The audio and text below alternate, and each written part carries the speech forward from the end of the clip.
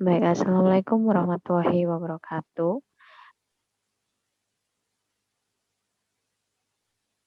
Oke, pada video kali ini ya, saya akan membahas tentang materi KMB ya, khususnya pada sistem muskuloskeletal ya. Jadi saya akan membahas beberapa materi yang kaitannya dengan soal-soal UKOM KMB ya. Biasanya pada sistem muskuloskeletal ya, gangguan yang sering muncul pada soal yaitu pasien dengan fraktur, kemudian pasien dengan osteoartritis, pasien dengan osteoporosis, pasien dengan gout arthritis ya.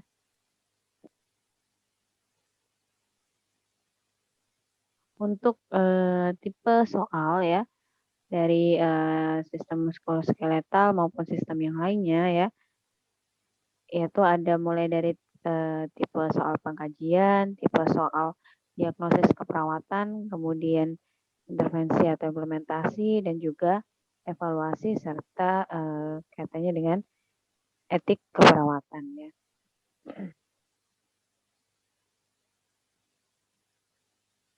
Baik,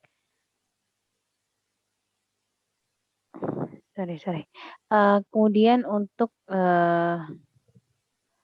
pengkajian ya, dimulai dari mengkaji status neurovaskular ya. Jadi dalam mengkaji status neurovaskular ya, kita mengenal istilah 5P atau 6P ya.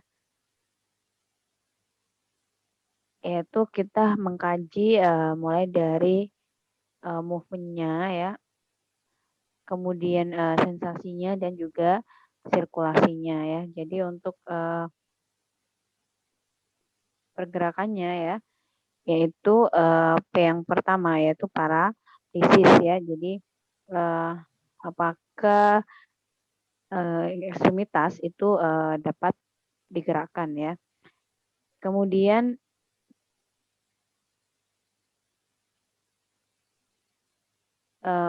terkait dengan paralisis ya atau paresis ya, ini bisa parsial paralisis ya atau mungkin kelemahan ya, baik parsial maupun komplit ya. Kemudian yang kedua yaitu mengkaji status neurovaskular pada sensasinya, yaitu pada pain ya, nyeri, dan juga kondisi parestesia ya.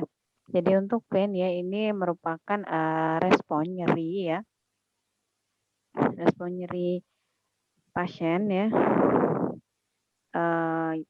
Pain ini ya bisa bersifat konstan ya, dan semakin terasa ketika dilakukan suatu pergerakan ya, pain ini. Kemudian parestesia ya. Jadi parestesia di sini dilakukan pengkajian dengan cara menggunakan pin ya atau mungkin jarum ya.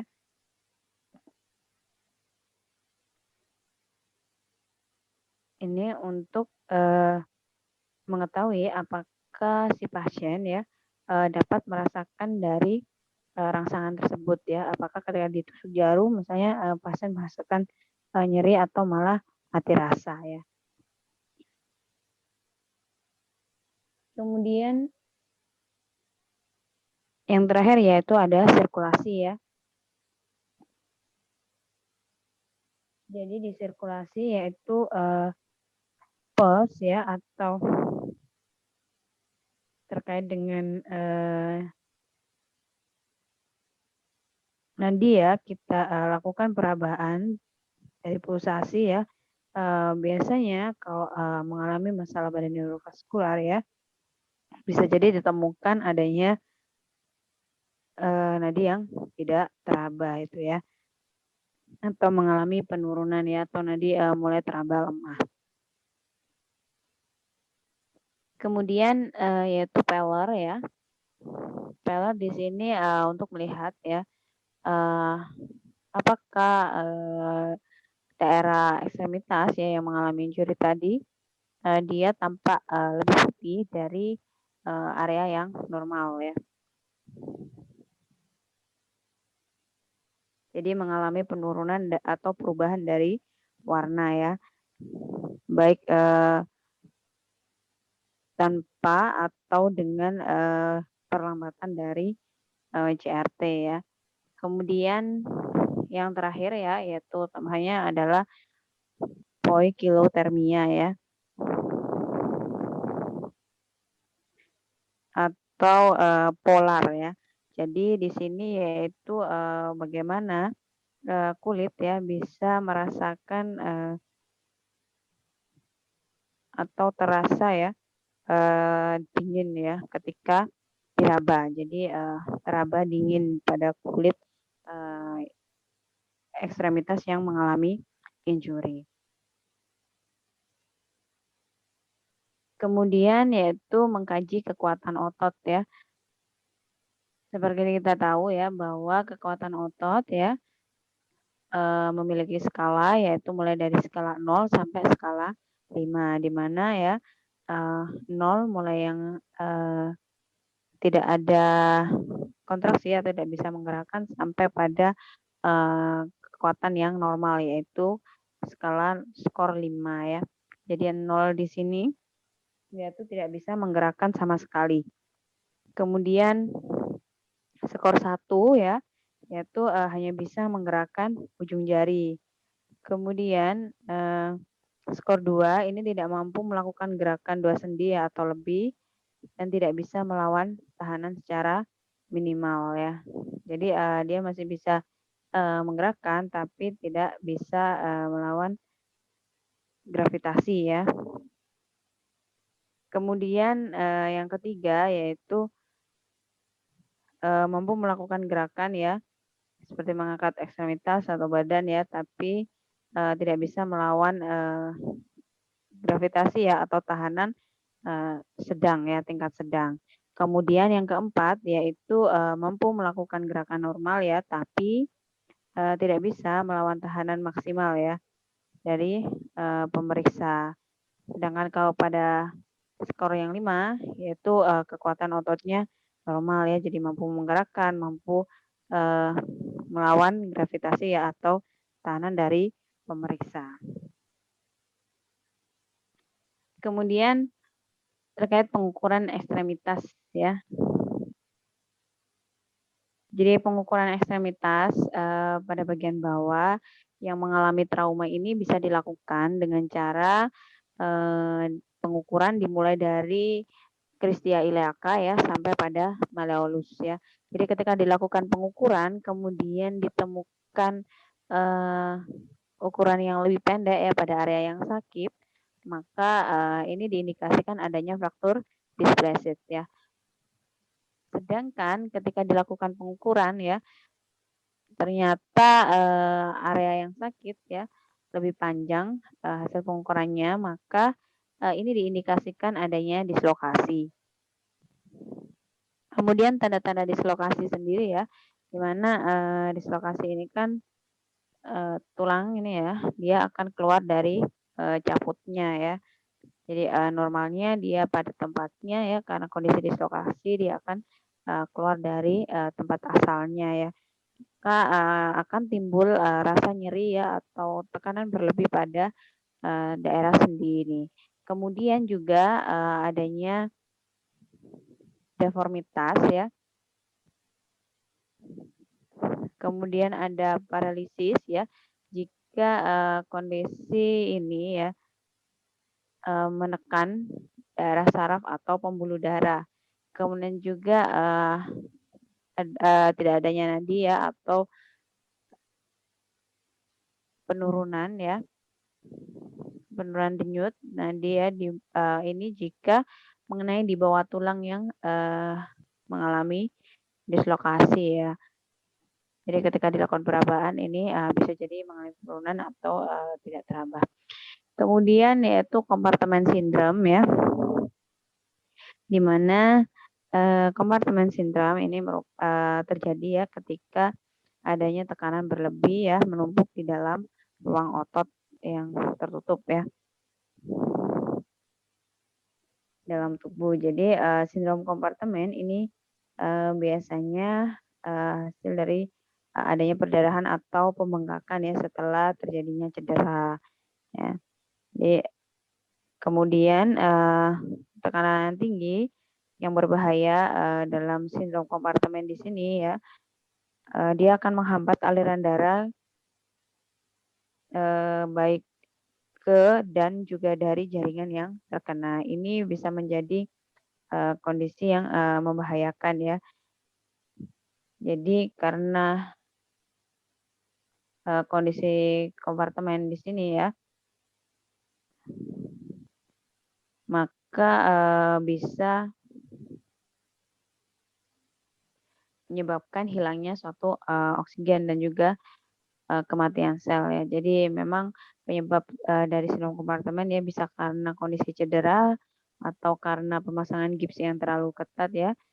Kemudian juga adanya luka bakar, kemudian operasi perbaikan pembuluh darah dan juga olahraga ya. Dari penyebab-penyebab ini ya bisa mengakibatkan hilangnya oksigen ya atau penurunan dari aliran oksigen sehingga menyebabkan kematian sel. Kemudian eee, karena adanya kematian sel ya, maka bisa menyebabkan cedera juga pada daerah otot, pembuluh darah dan juga pada saraf.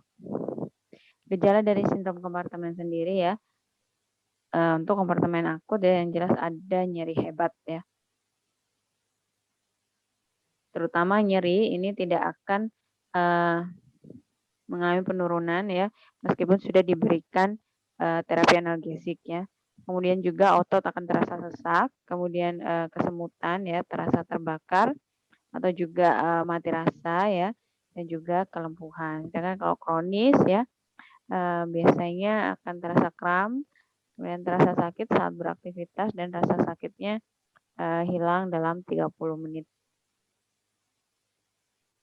Lalu untuk penanganannya ya, yaitu perlu dilakukan tindakan pembedahan ya untuk akut ya, sedangkan untuk kronis bisa dilakukan terapi fisik ya atau pemberian obat anti peradangan ya, atau juga istirahat setelah beraktivitas dan terapi kompres es ya. Jadi eee, biasanya akan muncul kasus-kasus fraktur ya, kemudian yang dikaitkan dengan tanda gejala dari sindrom kompartemen itu sendiri.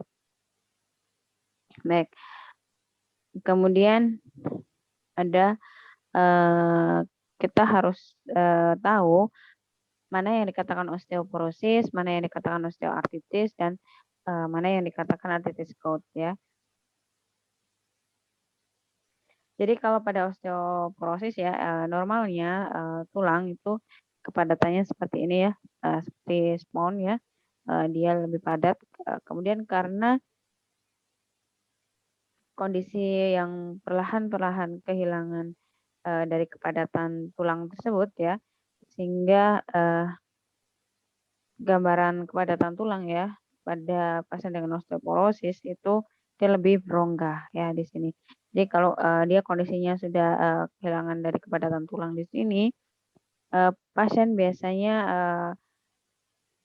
menjadi lemah ya atau juga rentan akan terjadinya fraktur ya.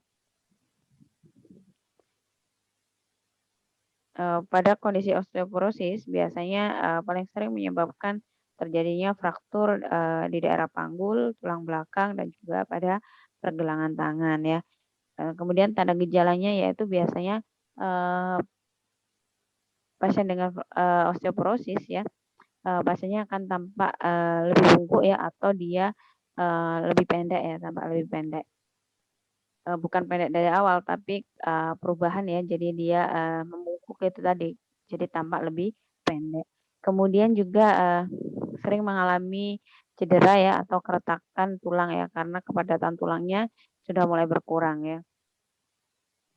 Biasanya ini terjadi pada tulang belakang ya, kemudian pergelangan tangan ya, atau juga tulang pangkal paha. Selain itu juga pasien akan merasakan sakit punggung ya.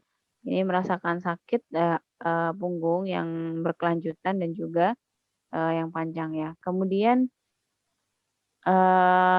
terkait dengan osteoartritis ya dan juga gout. Kalau pada osteoartritis di sini yaitu terjadinya suatu peradangan kronis ya pada sendi ya, akibat dari kerusakan pada, kartilago ya atau tulang rawan ya. Jadi, ini ya, di antara sendi di sini itu ada, cartilage ya atau tulang rawan ya. Jadi, normalnya cartilage ini warnanya ya, seperti gambaran ini ya, tampak tidak ada, eee, peradangan ya atau tidak ada kerusakan. Nah, itu normalnya ya, namun karena adanya kondisi, peradangan di sini ya, maka ini akan, sedikit demi sedikit ya, ini mulai dari, derajat 1 ya, peradangannya masih, sedikit, mulai, banyak dan tambah banyak ya peradangan pada daerah, tulang rawan ya atau kartilagonya.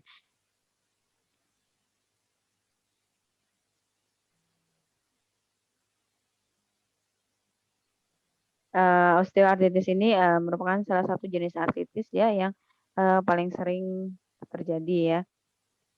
Penyakit ini ya atau osteoartritis ini, bisa menyerang semua sendi ya, namun sendi dari jari tangan,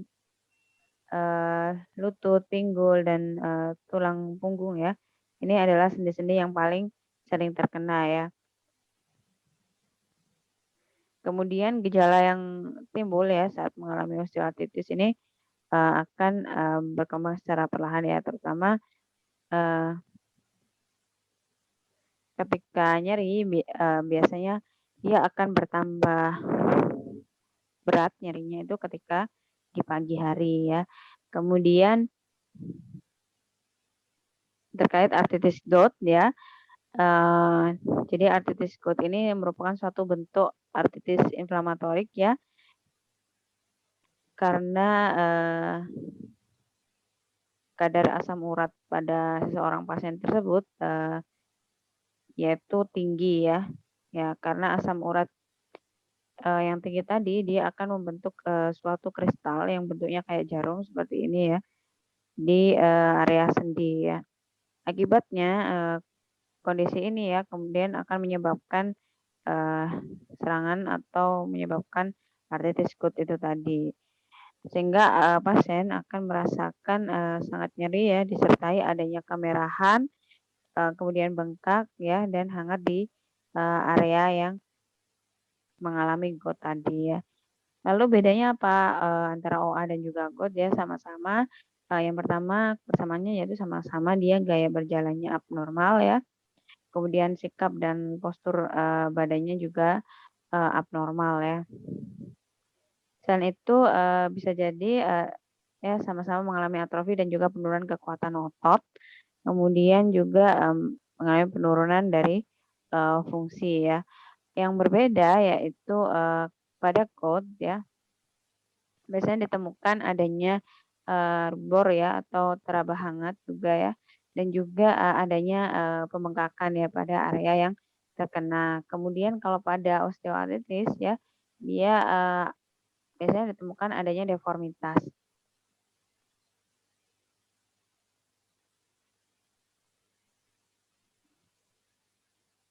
Selain itu pada, osteoartritis juga ditemukan adanya, eee, crepitus ya atau, juga terasa nyeri ketika dilakukan perabaan. Oke, selanjutnya yaitu mendiagnosis, masalah keperawatan ya pada, gangguan sistem muskuloskeletal ya. Jadi, ada kurang lebih 5 diagnosis ya yang mungkin muncul pada, kasus-kasus muskuloskeletal ya. Yang pertama yaitu ada nyeri akut, kemudian nyeri kronis, dan gangguan mobilitas fisik ya, kemudian resiko disfungsi neurovaskular perifer dan resiko jatuh.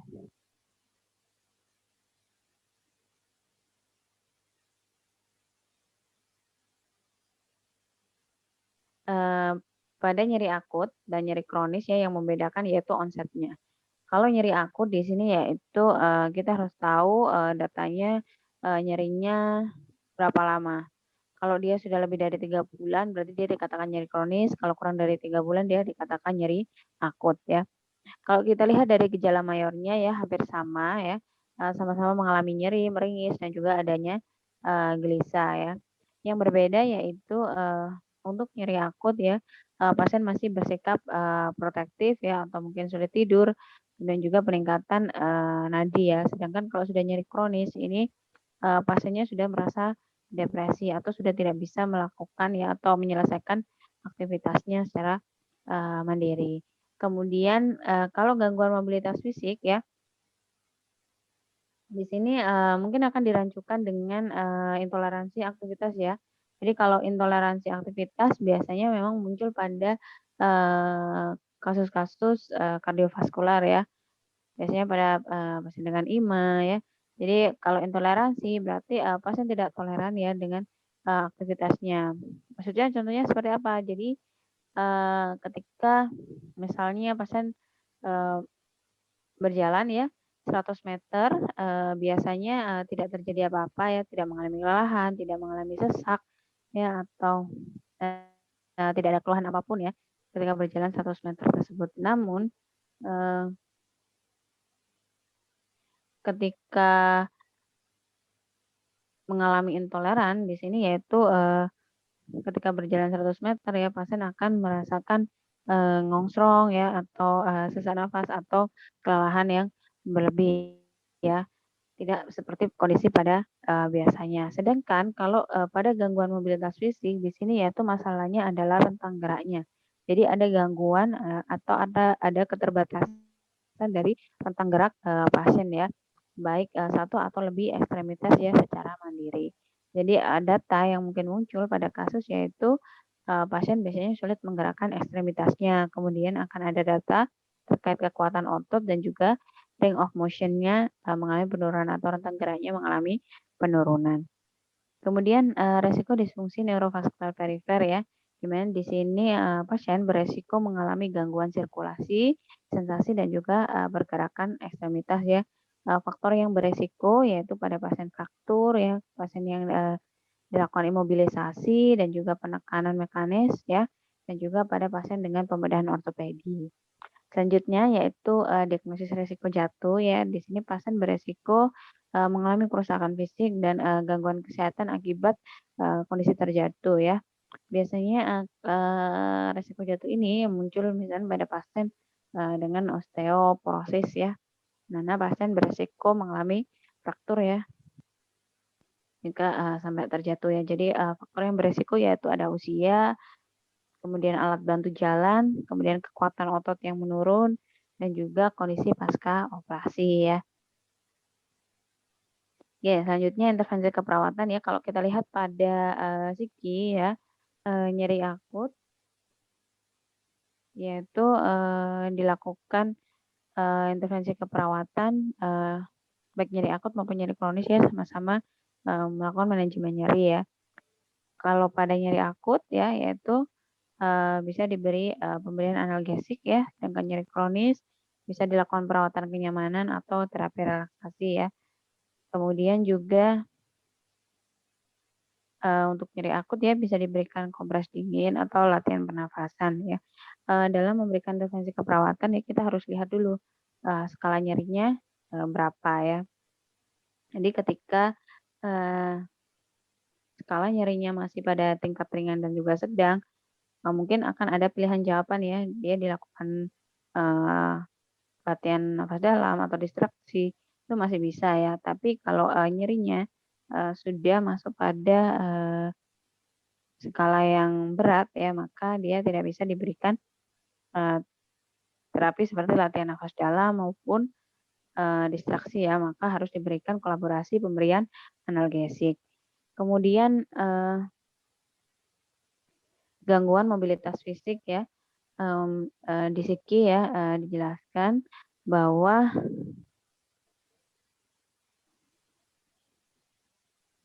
bahwa, untuk intervensi, pada gangguan mobilitas fisik yaitu, tentang dukungan ambulasi dan juga dukungan mobilisasi ya, dan tambahannya yaitu, bisa dilakukan, pembidean ya, atau teknik latihan untuk penguatan otot. Kemudian resiko disfungsi neurovaskular ya, yaitu manajemen sensasi perifer atau pengaturan posisi ya. Kemudian juga kalau pada resiko jatuh yaitu pencegahan jatuh ya atau manajemen keselamatan lingkungan. Jadi bagaimana kita memodifikasi lingkungan ya. Kita memodifikasi lingkungan untuk menjaga pasien tidak sampai pada kondisi terjatuh ya.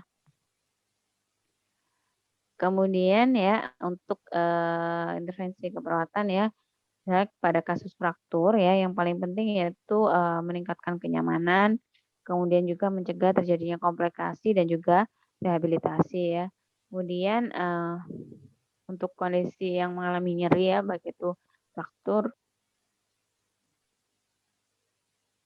osteoartritis ya maupun gout ya, di mana bisa diberikan kolaborasi analgesik ya, dan juga perawat perlu mengevaluasi efektivitas analgesik ya. Kenapa? Karena nanti ketika setelah diberikan analgesik ternyata nyeri tidak hilang ya. Ini indikasi adanya kerusakan pada neurovaskular ya. Jadi perlu juga dilakukan pemeriksaan neurovaskular. Kemudian manajemen strain ya. Jadi sebelum saya masuk pada manajemen strain ya, saya coba jelaskan tentang perbedaan dari sprain dan juga strain ya. Jadi kalau sprain yang biasa dikenal oleh masyarakat awam atau kesleo ya, ini cederanya pada ligamennya ya kalau sprain. Sedangkan kalau strain ini merupakan cedera pada ototnya atau tendon ya. Jadi ligamen ini adalah jaringan sendi penghubung ya antara tulang yang satu dengan yang lainnya. Sedangkan kalau tendon ini merupakan penghubung tulang dan otot ya, muscle.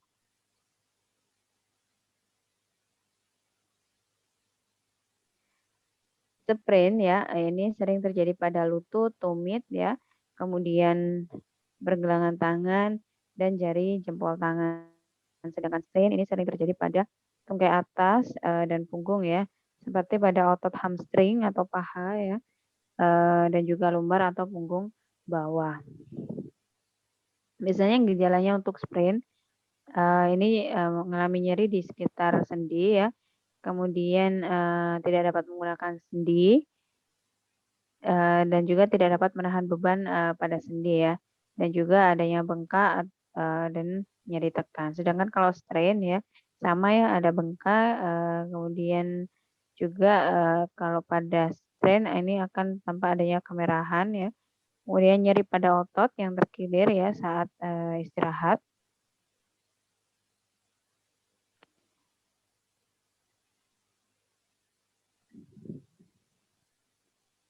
Nyeri pada otot ya, ini saat digunakan, kemudian kaku otot atau spasme ya ketika otot sedang kontraksi dan nyeri. Kemudian otot juga mengalami kelemahan ya, hingga hingga bisa jadi kehilangan fungsi otot ya, karena kondisi strain tadi.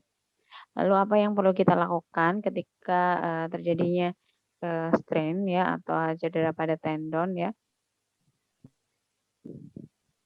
Yaitu dengan cara RICE ya, di mana R yaitu rest, I yaitu ice, dan C compress ya, dan E elevate. Jadi rest di sini yaitu bagian yang cedera harus diistirahatkan ya, paling tidak selama 48 jam. Kemudian juga perlu dilakukan kompres dingin ya, kurang lebih 20 menit ya, selama 4 sampai 8 kali per hari ya durasinya. Kemudian juga perlu dilakukan kompresi atau penahanan ya, ini untuk membantu dari menurunkan terjadinya pembengkakan. Kemudian elevasi ya, ini perlu ya ditingkatkan atau ditinggikan ya area yang cedera tadi kurang lebih 6 sampai 10 inci ya di atas jantung ya. Ini untuk memperbaiki status neurovaskularnya ya atau masalah perifernya.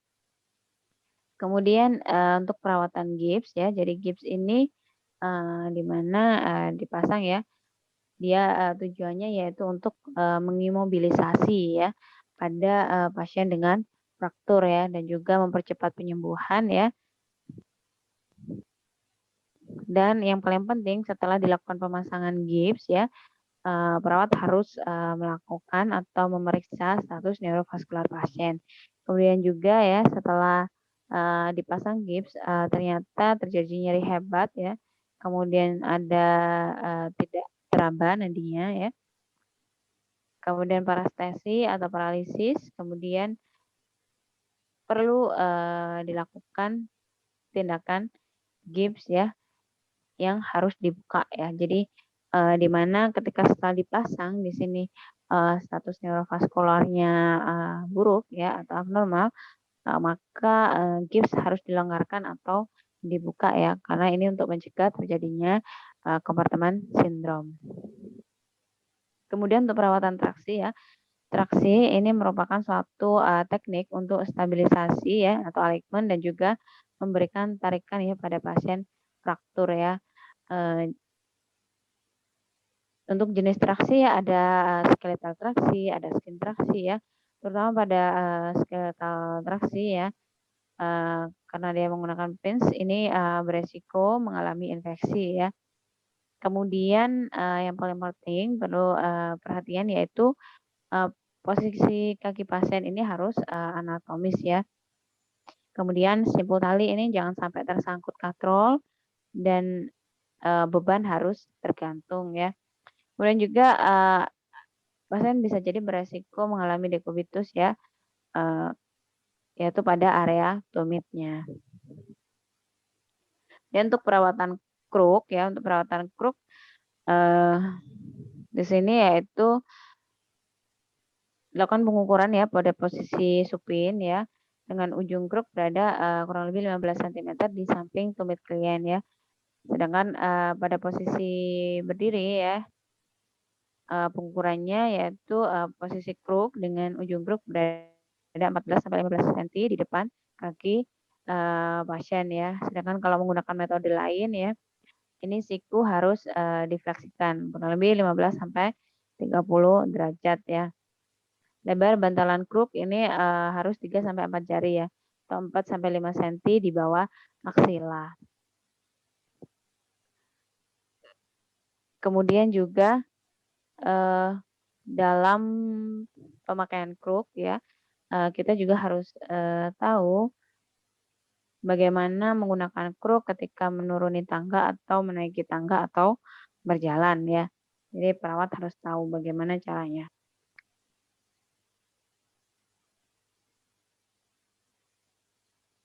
Kemudian untuk evaluasi keperawatan ya, pada masalah sistem muskuloskeletal yaitu evaluasi yang paling penting adalah terkait status neurovaskular ya.